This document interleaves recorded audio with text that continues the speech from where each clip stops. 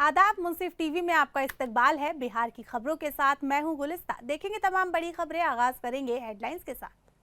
सुर्खियों को पेश करने में ताउन किया है डॉक्टर ऑर्थो ऑयल के साथ साथ डॉक्टर ऑर्थो कैप्सूल्स साथ लेना ना भूलें।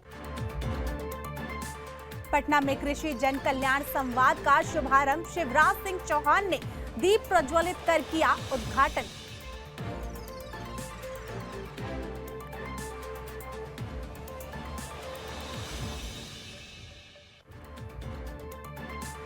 डीयू ने स्वास्थ्य सेवाओं में सुधार का किया दावा। 7 निश्चय 3 के तहत बड़े फैसलों का जिक्र।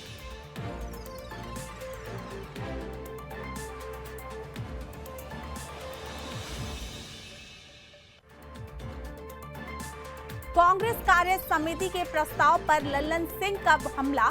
कांग्रेस पर राष्ट्र प्रेम और वोट बैंक की राजनीति का आरोप।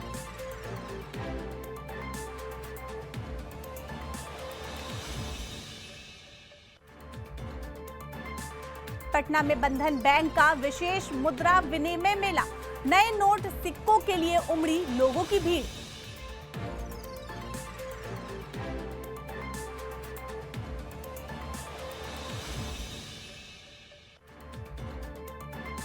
आरा में 4 दिवसीय राखी मेकिंग कार्यशाला शुरू।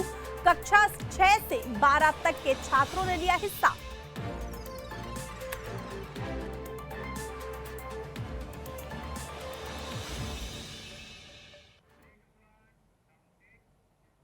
आगाज करेंगे बिहार की बड़ी और अहम खबरों के साथ। पटना के फुलवारी शरीफ स्थित बमेती सभागार में कृषि जन कल्याण संवाद कार्यक्रम का आयोजन किया गया। आपको बता दें कि केंद्रीय कृषि एवं किसान कल्याण मंत्री शिवराज सिंह चौहान ने दीप प्रज्वलित कर कार्यक्रम का शुभारंभ किया। कार्यक्रम में बिहार के कृषि मंत्री विजय कुमार सिन्हा, ग्रामीण विकास मंत्री श्रवण कुमार और राजस्व एवं भूमि सुधार मंत्री डॉक्टर दिलीप जायसवाल भी मौजूद रहे। कार्यक्रम का मुख्य फोकस किसान समृद्धि, महिला उद्यमिता, युवा रोजगार, श्रमिक उत्थान और प्रकृति प्रतिभा का सम्मान रहा। अब केंद्रीय मंत्री ने किसानों को देश की अर्थव्यवस्था की रीढ़ बताते हुए जैविक खेती की समय की जरूरत को बताया। उन्होंने कहा कि केंद्र और बिहार सरकार किसानों की आय बढ़ाने के लिए लगातार प्रयास कर रही है। इस दौरान शिवराज सिंह चौहान ने प्रगतिशील किसानों से संवाद किया, उनकी खेती की तकनीक और नवाचारों की जानकारी ली और सफल किसानों को सम्मानित भी किया। कभी फल आ रहे हैं, जो मछली पालन करते हैं उनके लिए मछली निकल रही है, तो कभी मुर्गी के अंडे आ रहे हैं। तो धीरे धीरे रोज या हर महीने फायदा होता है। मैं आज ये निवेदन कर, वैसे जो यहाँ जो प्रगतिशील किसान हैं उनको मैं प्रणाम करता हूँ। आज हम देख रहे थे रामजीत शर्मा जी, हमारे राम कुमार विनय जी, सुशीला देवी जी, और हमने सुधांशु जी को यहाँ सुना। ये अद्भुत है ये किसान जी। हमारे यहाँ कहावत है, हाथ कंगन को आरसी क्या, पढ़े लिखे को फारसी क्या। बिहार की खेती प्रगति के पथ पर है। आज किसानों से संवाद में हमारे प्रगतिशील किसानों ने यहाँ फलों की खेती, फूलों की खेती, सब्जियों की खेती, प्राकृतिक खेती, जैविक खेती, जिसमें लागत भी कम है और प्रॉफिट ज्यादा होता है और उत्पादन भी गुणवत्तापूर्ण होता है। आज उसकी चर्चा भी यहाँ पे की। इंटीग्रेटेड फार्मिंग का एक मॉडल हमने उन किसानों के लिए तैयार किया है जिनके पास थोड़ी थोड़ी जमीन है, कट्ठों में जमीन है या 1 बीघा है या 2 बीघा है, तो वो किसान हमारी प्रॉफिट की खेती कैसे करें। इसके लिए केवल अनाज नहीं, अनाज के साथ साथ फल, सब्जी, पशुपालन, मछली पालन, बकरी पालन, मुर्गी पालन, बतख पालन, मधुमक्खी पालन, अलग अलग तरह की कई गतिविधियां करें। तो इंटीग्रेटेड फार्मिंग के ऐसे मॉडल भी हमने छोटे किसानों के लिए बनाए हैं। पटना में जदयू विधान पार्षद और मुख्य प्रदेश प्रवक्ता नीरज कुमार, प्रदेश प्रवक्ता डॉक्टर अनुप्रिया यादव और चंदन कुमार सिंह ने संयुक्त प्रेस वार्ता कर बिहार सरकार की व्यवस्थाओं स्वास्थ्य सेवाओं में हुए बदलाव को लेकर अपनी बात रखी। उन्होंने कहा कि 7 निश्चय 3 के तहत स्वास्थ्य मंत्री निशांत कुमार के नेतृत्व में मरीजों के हित में कई अहम फैसले लिए गए। जदयू नेताओं ने दावा किया कि जिला अस्पतालों में ऑपरेशन की सुविधाएं बढ़ाई गई हैं, डॉक्टर और स्वास्थ्य कर्मियों की नियुक्तियां तेज हुई हैं, मुफ्त दवाओं और जांच सेवाओं का दायरा बढ़ा है और अनावश्यक रेफर की व्यवस्था पर जोर लगाने की दिशा में कदम उठाए गए हैं। प्रेस वार्ता में टीबी उन्मूलन अभियान और स्वास्थ्य सेवाओं के विस्तार की भी सरकार की बड़ी उपलब्धि को बताया गया है। करता बीमारी को हम खोज रहे हैं, पहचान कर रहे हैं और इलाज तक पहुंचाने का काम माननीय निशांत कुमार जी के नेतृत्व में विभाग काम कर रहा है। अभी अन्नू ने बताया दवा वितरण के मामले में, क्योंकि बहुत लोग को पेट में दर्द होता है, जरा जानकारी उनको दे दीजिएगा।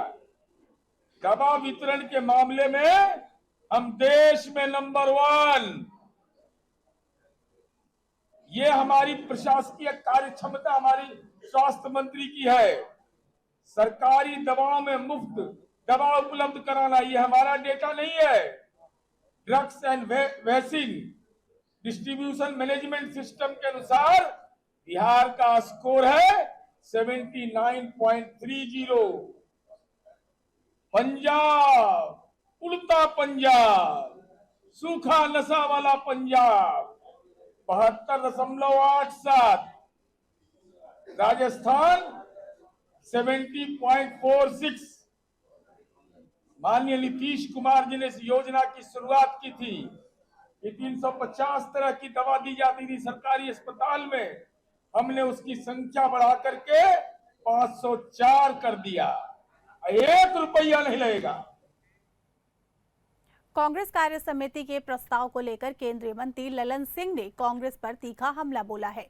पटना एयरपोर्ट पर पत्रकारों से बातचीत में उन्होंने कहा कि कांग्रेस के रुख से साफ है कि पार्टी को राष्ट्र प्रेम और देशभक्ति से कोई मतलब नहीं रह गया। ललन सिंह ने आरोप लगाया कि कांग्रेस एक खास वर्ग को खुश करने और वोट बैंक की राजनीति के तहत ऐसे फैसले ले रही है। उन्होंने कहा कि राष्ट्रीय सम्मान और भावनाओं से जुड़े मुद्दे पर राजनीतिक दलों को दलगत हितों से ऊपर उठकर फैसला करना चाहिए। और ये उसी जगह के लिए था, ये कोई सार्वजनिक सभी पूरे बिहार के लिए हमने इस बात को नहीं कहा। हो सकता है ये पूरे बिहार में लागू होता हो, लेकिन ये मामला था एक युवा जो 20 साल का था और उसने आत्महत्या कर लिया पुलिस से प्रताड़ित होकर, इसलिए हमने इस मामला को उठाया था। और इसका समाधान जिला स्तर पर जो वरीय पुलिस अधीक्षक दोनों के संज्ञान में है और दोनों तरफ से फायर दर्ज हुआ है, वो मामला वहाँ देखा जा रहा है। इसलिए अब इस पर जो हम लोग और ज़्यादा नहीं कर सकते। लेकिन वहाँ पर आप ये माने ना कि उस पुलिस वाले ने प्रताड़ित किया, आत्महत्या करने की नौबत सर क्यों आई है? उसकी तो जांच होगी ना, और जांच के लिए तो हमने इस बात को उठाया है। ये 20 साल का युवक को नाहक में अपना जान देना पड़ा पुलिस से प्रताड़ना के कारण। इसका जांच हो रहा है और इस पर जांच चल रहा है, तो ये पदाधिकारी इसको देख रहे हैं, इसलिए अब इस पर ज्यादा कुछ कहने की जरूरत नहीं। पटना के मीठापुर स्थित चिरैया टान टायर दुर्गा मंदिर के पास बंधन बैंक की ओर से विशेष मुद्रा विनिमय मेले का आयोजन किया गया। मेले का उद्देश्य आम लोगों और व्यापारियों को नए नोट और सिक्के उपलब्ध कराने के साथ साथ पुराने और फटे कटे नोट बदलने की सुविधा देना रहा। बड़ी संख्या में स्थानीय लोग और दुकानदार मेले में पहुंचे और इस सुविधा का लाभ उठाया। बैंक अधिकारियों ने लोगों को मुद्रा विनिमय से जुड़ी जानकारियां भी दी और कहा कि इस पहल से छोटे मूल्य के लेन देन में व्यापारियों को काफी सहूलियत मिलेगी। हो रही है चेंज के कारण बहुत मार्केट में दिक्कत हो गया। ऑनलाइन की सुविधा ज्यादा हो गई है, मार्केट के में पैसा ही नहीं है, चेंज तो आदमी देगा कहाँ से? ऑनलाइन कहीं कहीं दुकान में लेता ही नहीं है। 500 का अभी हम चेंज लेकर ये जाएंगे तो 500 का चेंज तो देगा नहीं। अगर 20 का हमको काम है तो कहेगा भैया नहीं है सामान। लोग ऐसा भी हो गए हैं, इसीलिए ये लोग लगा दिए हैं। पर्व के अवसर पे बोल रहे हैं सरस्वती ये बोल रहे रक्षाबंधन के अवसर पे है, तो ये बहुत अच्छी बात है। कम से कम लोग के पॉकेट में पैसा रहेगी। तो ये हम लोग के जानकारी के लिए बहुत अच्छा काम है। कम से कम अब ये लगना चाहिए, हर बैंक के पास रहना चाहिए ये चीज। क्या नाम हुआ? संतोष कुमार मेरा नाम हुआ, कंकड़बाग। आज दीदारगंज बंधन बैंक के द्वारा यहाँ पे मुद्रा दिन में एक मेला लगा हुआ है, उसमें आप क्या करेंगे? भैया हम लोग की दुकान है जिसमें खुदा की जरूरत पड़ता है, इसलिए मैं देना चाह रहा हूँ उसको। रक्षाबंधन है, सावन है, इसके लिए। अच्छा, तो यहाँ क्या करने के लिए आए थे खुदा लेने के लिए। अच्छा, खुदा लेने के लिए। अच्छा, तो यहाँ पे आप यही पर खुदरा करेंगे यहाँ? और खुदरा का बहुत दिक्कत हो रहा है। और यहाँ जो बंधन बैंक जो लगाता है, हर बार कॉन्ट्रैक्ट जो लगता है, एक हिसाब से खुदरा हम लोग को मिल जाता है। दुकानदार लोग को बहुत सहायता हो जाता है खुदरा से।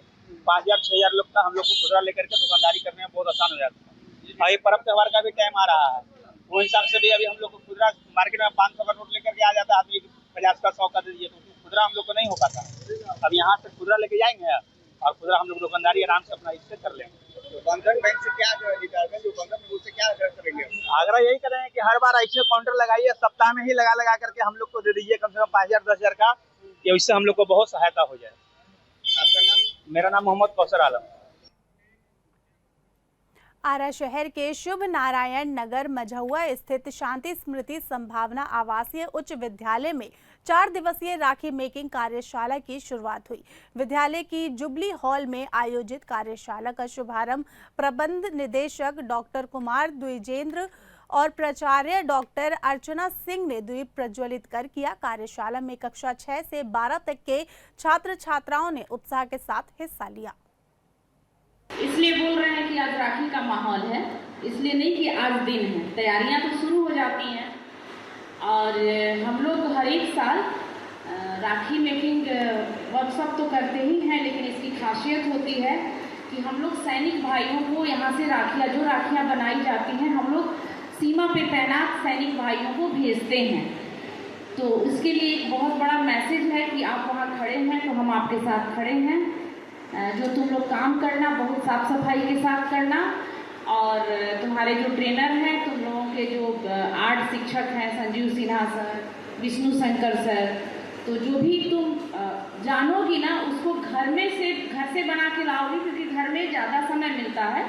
यहाँ तो तुम सीखोगी, फिर उसको घर से बना के लाओगी और एक समय जैसा कि सर बोले, लेकिन उसके पहले तुमको सबमिट कर देना होगा, क्योंकि उसको डिस्प्ले करने के लिए बहुत सारी तैयारियां करनी पड़ती है, आप लोग देखते हैं। तो चलिए मैं यही कहूँगी कि आप जानते हैं कि राखी का त्यौहार हम सभी बहनों के लिए बहुत महत्वपूर्ण है, तो सभी मन लगा करके सीखेंगे और सीमा पे तैनात सैनिक भाइयों के लिए अपने स्नेह का प्रतीक भेजेंगे कि ईश्वर आपका बाल भी बांका नहीं कर सकता है। आप सीमा पे खड़े हो तो क्या, हम आपके साथ भावनात्मक रूप से जुड़े हुए हैं ना। पश्चिम चंपारण के बगहा नगर परिषद के वार्ड नंबर 26 स्थित गोडिया पट्टी के ऐतिहासिक कब्रिस्तान की 4 दीवारी कराने की मांग उठी है। स्थानीय लोगों का कहना है कि कब्रिस्तान खुला होने की वजह से ये असामाजिक तत्वों का जमावड़ा रहता है। अब जुआ खेलने और शराब के सेवन के साथ साथ परिसर में कूड़ा फेंके जाने और घरों का गंदा पानी आने की गंदगी से और दुर्गंध की समस्या से ये बनी हुई है। लोगों ने नगर परिषद प्रशासन से कब्रिस्तान का स्थल निरीक्षण कर जल्द 4 दीवारी निर्माण शुरू कराने की मांग की है। वार्ड परिषद पार्षद प्रतिनिधि राजू सिंह ने भी कहा कि घेराबंदी होने से कब्रिस्तान की सुरक्षा बढ़ेगी और असामाजिक गतिविधियों पर अंकुश लगाने में मदद मिलेगी। समस्या है, मान लीजिए मुर्गा मुर्गी सुअर भैंस गो ये सब कचरा, ऐसा कब्रिस्तान कहीं नहीं मिलेगा, एकदम कचरा से सब भरा हुआ है। और जगह देखिए कब्रिस्तान किस तरह है, लोग हाथ गोड़ धो के जाते हैं, इस तरह चप्पल पहन कर सभी लोग जा रहे हैं, जुआ ताश सब खेल रहे हैं। बाउंड्री हो जाए तो अति सुंदर है। किस जगह का है ये? कौन? बगहा गोड़िया पट्टी, वार्ड नंबर 26। हमको आपके चैनल के माध्यम से यही कहना है, वार्ड नंबर 26 में ये जो कब्रिस्तान आप देख रहे हैं, चारों तरफ गंदगी से भर गया है, कचरा से, सुअर से। लोग इसमें जूता चप्पल पहन के आ जाते हैं। हम यही चाह रहे हैं नगर परिषद के पदाधिकारी महोदय से, अपने वार्ड पार्षद प्रतिनिधि महोदय से, यहाँ के एसडीएम साहब से कि अति शीघ्र किसी भी फंड से इसका बाउंड्री कर दिया जाए। चारों तरफ हम लोग दोनों समुदाय, हिंदू मुस्लिम दोनों समुदाय यहाँ हम लोग खुशी पूर्वक हैं, लेकिन किसी का सेप्टिक का पानी टूट गया है, टंकी का इसी में बह रहा है। तो आने वाले समय में कोई वैसे अप्रिय घटना ना हो जाए, हिंदू मुस्लिम ना हो जाए, हम लोग के 1 लाख मोहब्बत में दरार ना पड़ जाए। इस कारण से हम चाह रहे हैं यहाँ के पदाधिकारी महोदय से, नगर परिषद के, कि सर आकर एक बार निरीक्षण करने और इसका चारों तरफ से 4 दीवारी करा दें। क्या नाम है आपका? नौसाद अली मेरा नाम हुआ, घर गुड़िया पट्टी, वार्ड नंबर 26। और हम लोग यही चाहते हैं कि ये कब्रिस्तान को बाउंड्री होना चाहिए, इसलिए कि यहाँ पर कचरा से सब भरा हुआ रहता है। इसमें लोग जूता चप्पल पहन करके आते हैं, जुआ ताश खेलते हैं, बैठ करके दारू भी पीते हैं।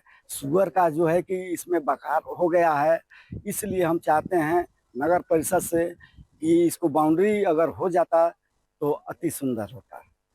क्या नाम है आपका? मेरा नाम है नथुनी राय, वार्ड नंबर 26 का निवासी हूँ, ग्राम गुड़िया पट्टी है। आप हिंदू लोग हो के भी यह कदम उठा रहे जी हैं? सर, हम लोग हिंदू हैं, इसलिए भी हम लोग चाहते हैं मंदिर हो मस्जिद हो उसको साफ सुथरा रहना चाहिए। मैं जो है कि चाहे चेयरमैन हो, वाइस चेयरमैन हो, नगर परिषद के जितने भी लोग हैं, हम लोग सिर्फ उनसे अनुरोध करना चाहते हैं कि इसको बाउंड्री जल्द से जल्द करा दें। क्या नाम है आपका? नथुनी राय, ग्राम गुड़िया पट्टी, वार्ड नंबर 26। समस्तीपुर के शाहपुर पटोरी रेलवे स्टेशन पर मानवीय संवेदनशीलता की मिसाल देखने को मिली। दलसिंह सराय स्थित परीक्षा केंद्र जाने के लिए 40 से ज्यादा सत्रात्मक परीक्षाएं पैसेंजर ट्रेन का इंतजार कर रहे थे, लेकिन ट्रेन करीब 1 घंटे 24 मिनट देरी से चल रही थी।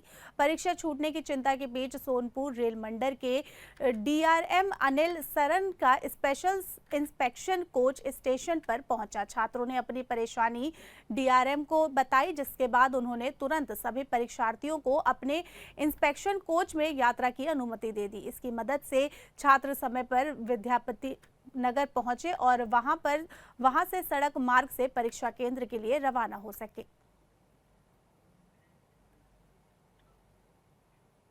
पटना में टीबी मुक्त भारत अभियान को गति देने और जागरूकता बढ़ाने के उद्देश्य से मीडिया संवेदनकरण कार्यशाला का आयोजन किया गया। बता दें कि चिकित्सा एवं स्वास्थ्य विभाग और राज्य स्वास्थ्य समिति बिहार की ओर से आयोजित इस कार्यशाला में स्वास्थ्य अधिकारियों, सहयोगी संस्थाओं और मीडिया प्रतिनिधियों ने हिस्सा लिया।